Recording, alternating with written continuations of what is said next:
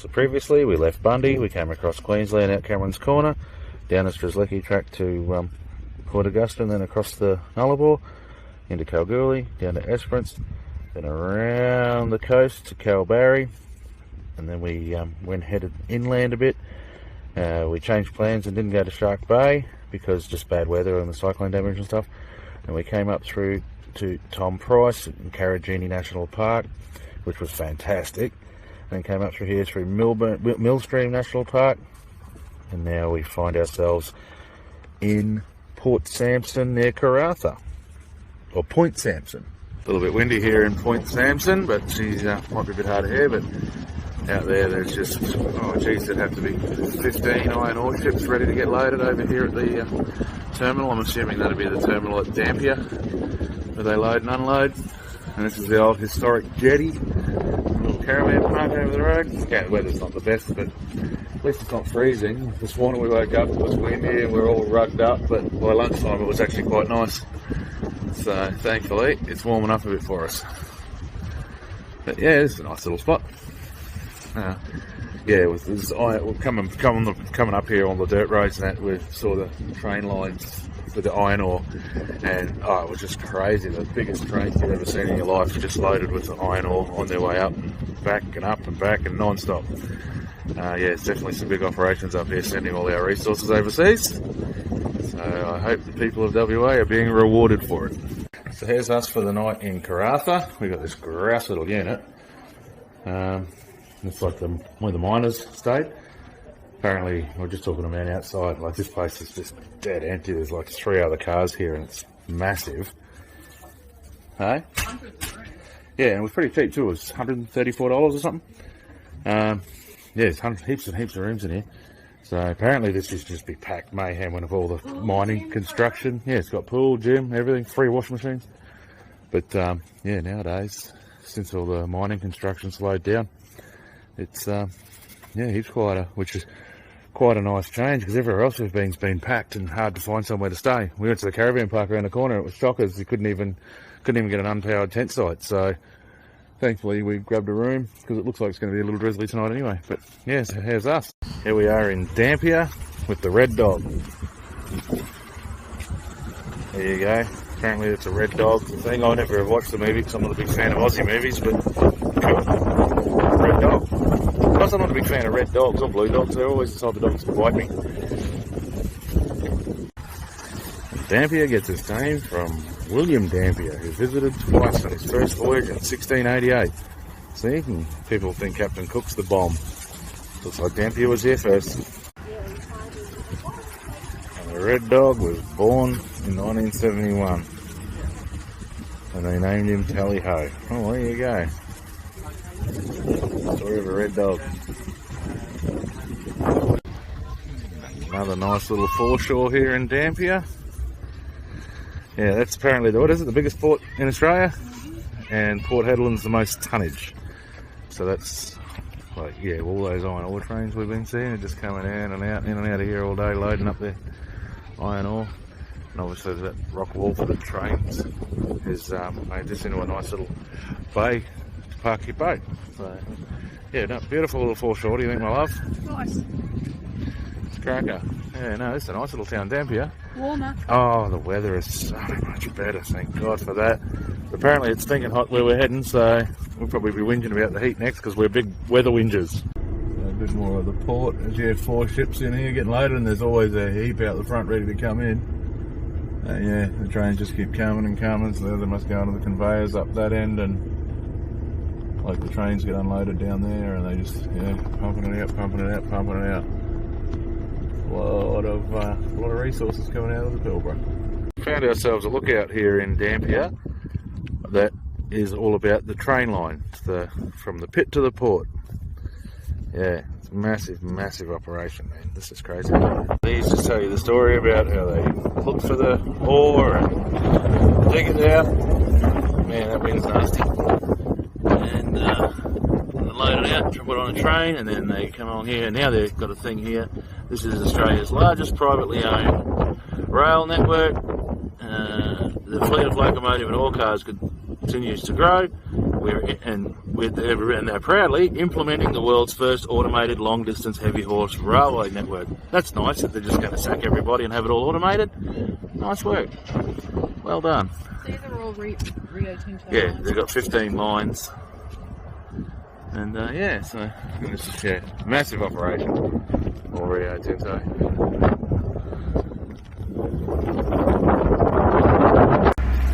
So this is the biggest oil and gas resource development. All of it up here in the northwest, the Northwest Shelf Project, all by all these good corporate citizens. No doubt every one of them pays their tax and does everything responsibly. Gas fields of plenty. Yeah, this is a big operation, this one too. Yeah, this place has always made me giggle. There's like there's big signs, no smoking, no smoking. And at the top of these chimneys, they've got fires going. So I'm sure there's a reason for it, but I don't know anything about it, so I'll happily admit that one. But yeah, there's massive operations going on up here in the northwest. Alright, we're in the, I think it's Karratha National Park, near, in between Dampier and Karratha. We didn't mean to do this, but we were just kind of following the coast. If you have a look out to the left, there's a lovely little coastline. And we found this track. And I was like, you know what I'm like, if there's a track that looks like shit, I need to drive on it. So, these red rock hills just go for miles, eh? They're pretty cool. And they're everywhere around here.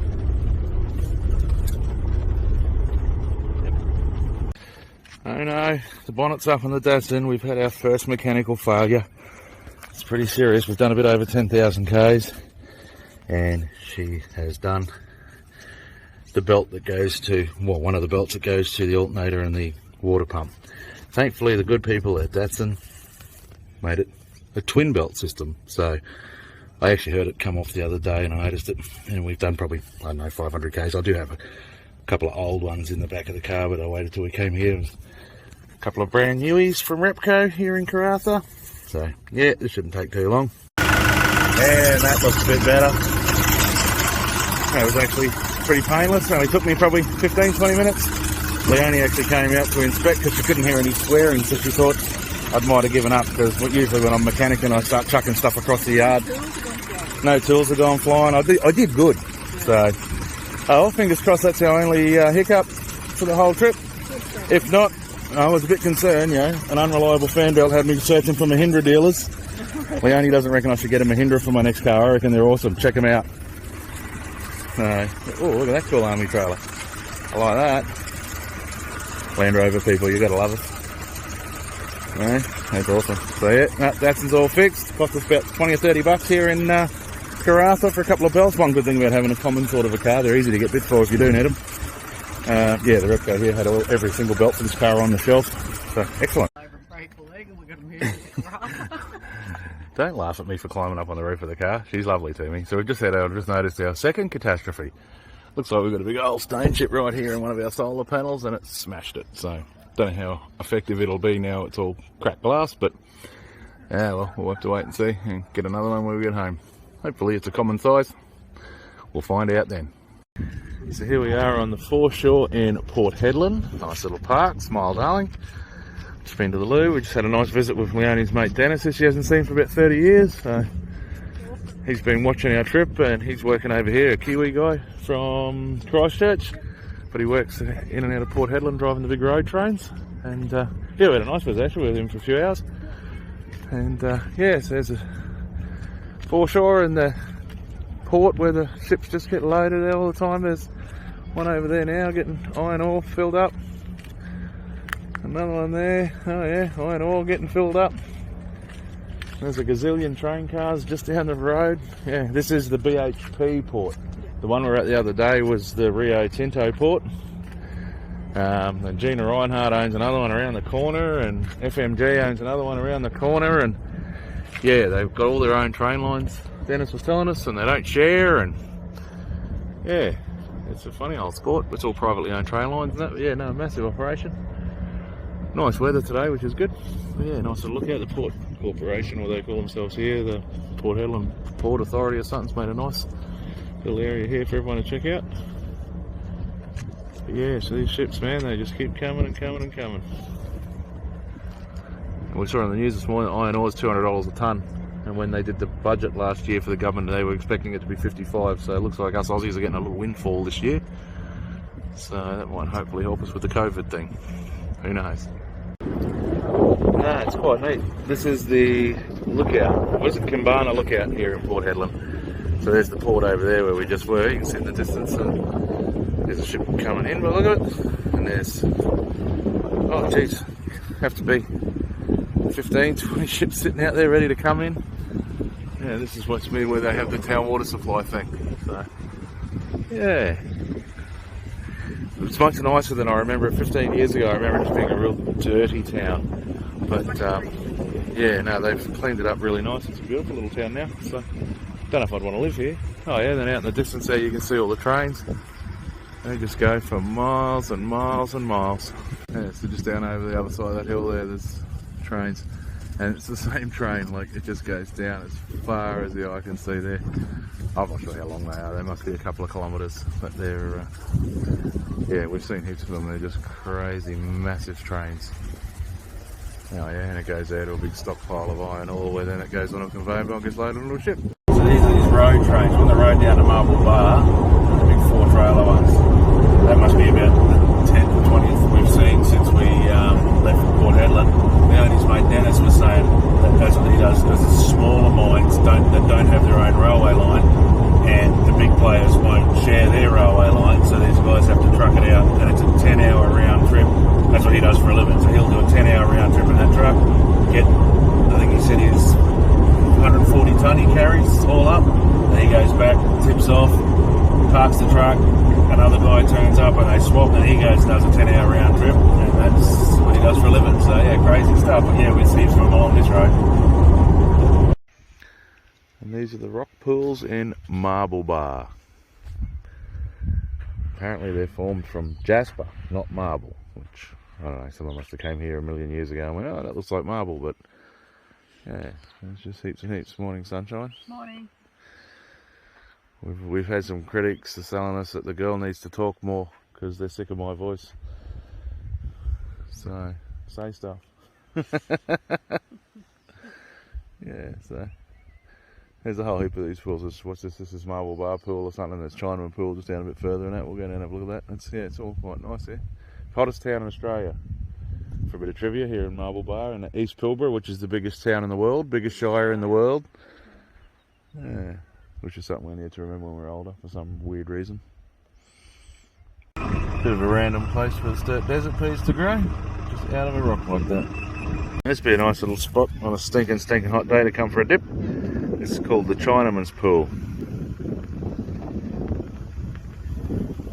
Yeah, I really like all these different coloured rocks in that out here in the Pilbara. It's just a really nice place to come and hang out. Here's one of these little road trains. This is a 4-trailer one. This is a nice bright pink one. And there's just hundreds of these things running around this whole area where the trains can't get to. So here we go. Smile, darling. See? People want to see more of you. That's the feedback we're getting, because you're prettier than me, apparently. So here we are with another lovely sunset over the ocean here at the 80 Mile Beach Caravan Park. We're at Marble Bar this morning and we came, oh, there's a few cars still driving on the beach. We'll have a crack at that tomorrow.